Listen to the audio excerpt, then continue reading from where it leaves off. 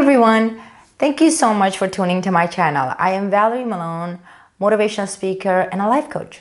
So this channel is designed to for you guys to ask me a question and I give you guys my opinion and my answer. For those of you who doesn't know me and haven't seen my video, we get tons of questions through my social media, and a lot of people ask me questions, variety of questions for variety of topics that we talked about every week. So since we're getting a lot of questions, I decided to make this channel more like a getting the most asked question and then answering you guys, because otherwise if I would answer everybody's question, this video would be 5 hours of video and I'm pretty sure you guys wouldn't be watching it. So I tried to make this as short and sweet as possible. And last week we got a lot of questions asked about fear and anxiety and how to have control over your fears. I have a lot of experience on that because for 20 years of my life, that everything that I went through, I was always very fearful and I used to get the anxiety, and I used to always say to myself, what if this doesn't work? What if this doesn't work? But somehow I had this creativity and my mind that what if? Like that's cautiousness and that understanding of, okay, fear is there, but what if I try it? And that's the battle that as a human we always go through. And for 20 years that I learned one thing about fear. A lot of people trying to so hard to get rid of their fears, to get rid of their egos, to try to tackle it down, and to try to be always confident and always positive and always be happy in order to accomplish something. See, I don't believe in that. I function with a fear a little bit differently, and I teach my student about fear a little bit differently, because fear is best friend with ego. And there are 4 things that as a human we always carry with ourselves: fear, ego, creativity, and desire. Those are the feelings, the emotion that we have with us all the time. We're born with it and we're gonna die with it. So how come everybody is like trying to focus on their desire and their creativity, but they always fight their fears and their egos? And obviously because they wanted to be confident and trying to accomplish the task that they wanted to accomplish. But I learned that if you can recognize your fear, you recognize it, you analyze it, you accept it, and you understand it, and you say to yourself, okay, fear is here. I have a fear, I have an ego, I have a desire, and I have a creativity. It's almost like these 4 emotions is your best friend, and they're always there with you. Except that 2 of them are bad and 2 of them are good. So it's like, how much time and effort do you give to those 4 of your friends? Because when you're trying to accomplish something, when you're trying to change something in your life, when you're trying to become a better person or trying to try something new, it's very normal for fear to just attack you and say that, no, you cannot do that. What the hell you're thinking? Are you crazy? And ego is standing next to the fear and saying, yeah, I told you, you're not good enough for this and you shouldn't try it. And the desire and creativity kind of like shies away and goes away, and we fall back to our comfort zone, which is again that, okay, I give up, I don't want to do this, it's too hard for me. And the excuses that goes with it, we create that in our head. The excuses that goes with the fear is that I don't have enough time, I'm not tall enough, I'm not short enough, I'm not rich enough, I'm not good looking enough, or all these other excuses that we're making to not accomplish something that we wanted to accomplish goes with the fear, to make excuse for the fear and for the ego that we have. So I learned that instead of fighting your ego, just sit down and think about it. Okay, I am trying to do this and you are stopping me and telling me all these things that I cannot do. You're giving me all these obstacles that I can not go through. What do you suggest we should do? And fear always comes out with nothing. Fear always would tell you, I don't know, but you can't do it. play it safe and stay here in one room in the dark and just don't go out and you'll be safe here. So how many times you have to go and ask fear to come up with a solution for you in order to accomplish something before you realize that fear has nothing. They don't have no answer for you. It's always nothing. And then that's when you realize and you say to yourself, okay, I acknowledge that you're there. You're my fear, you're there, and you're gonna stop me. But I'm gonna take my chances and go with my desire and with my creativity, and I'm gonna try this, and I'm gonna try to see what's gonna happen. And I understand that I may fail. I understand that you're gonna come back and tell me, see, I told you so. I'm gonna keep that in mind, and I'm still gonna go try this. And anything that you wanted to accomplish, it becomes so much easier. Because now you had a conversation with your fear. You understood it. You acknowledged it. You know it's there. You can't get rid of it. You can certainly not fight it, because the more we fight it, the bigger it gets. So I always tell my student, look at the fear as a 2-year-old child. When a 2-year-old child is trying to get your attention, they cry and they start just stamping their feet and like, no, no, no, no. And if you give them attention, they're in their head said, uh-oh, see, I got attention every time I do this. But if you don't give them attention, after a couple of times doing it, they stop. They're like, okay, well, I can't cry and I can't do anything because she's not going to give me attention. So let me try a different approach. And that's what fear is like. Fear is like that. Fear is the more attention you give, the bigger it becomes. And it will take over your life, which will turn to an anxiety. It turned to a panic attack. It turned to depression. And that's why a lot of people cannot accomplish or cannot change stuff in their life. They rather not do it. They rather not take the first step, do it, because they're so intimidated by the fear and by the ego versus the saying that, you know what, you're there. I am not going to listen to you. You might be right, maybe right, but I'm going to try. And I learned that in my life, and I've done it, and I've learned it that that's the only way, because I used to fight my fear. I used to go head to head with it. I used to be like, no, I'm going to feel confident. I'm going to feel positive. I'm going to do this. I'm going to get this done. I'm going to prove fear wrong. And it doesn't work because you get exhausted. You get exhausted. So the best way to handle fear is to understand it, to realize it, to say to yourself that it's okay to be fearful sometimes.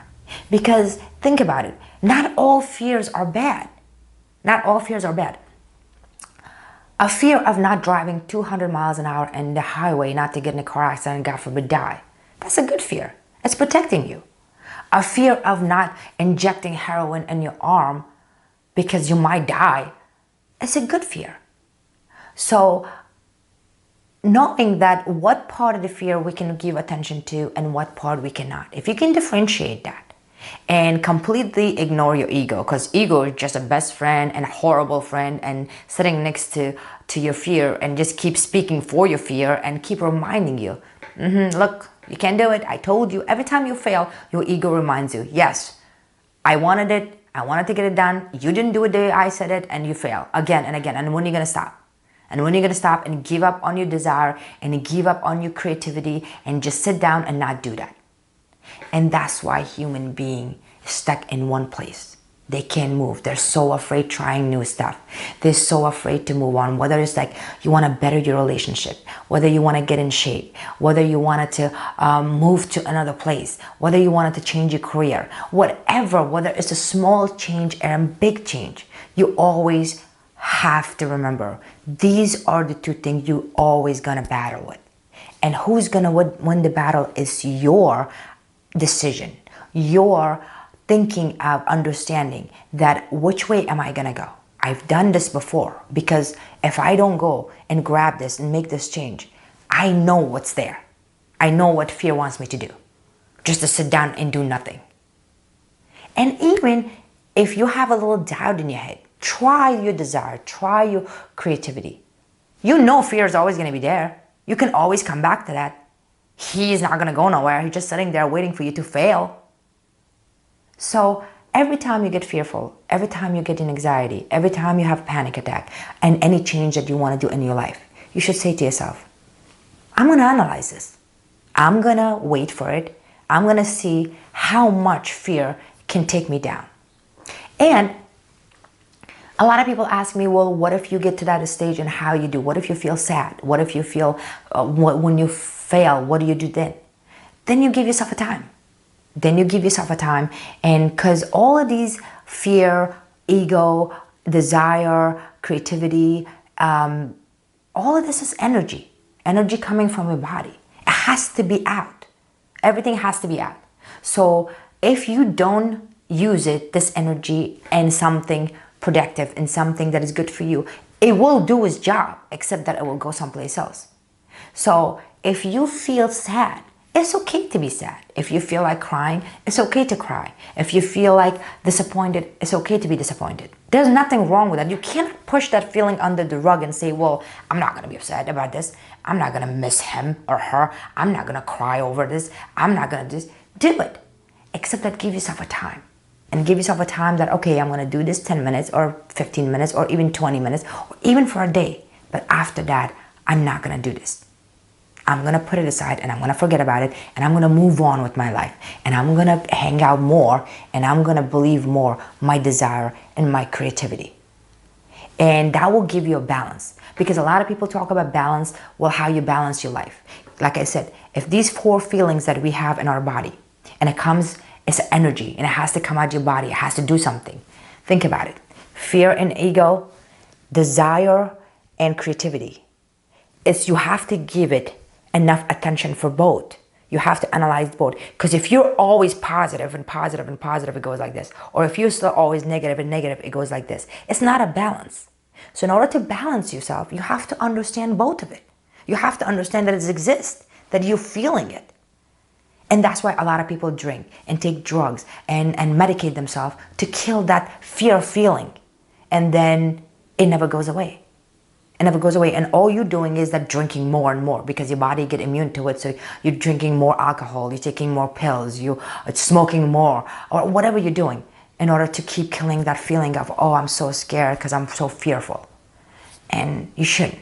You shouldn't be scared. You shouldn't be afraid of fear. You should face your fear. You should have a discussion with your fear. I, majority of the time, function from 80% of fear. Every time I do something. Right now, I'm fearful. I'm like, what if? What if somebody don't like my video? What if somebody says something? What if I'm not saying it in the right way? But I know that if I don't do this, what do I have? Nothing. And that's a small. And imagine with the big thing that we do. With the big changes we're making in our life. So, fear is always going to be there, hon.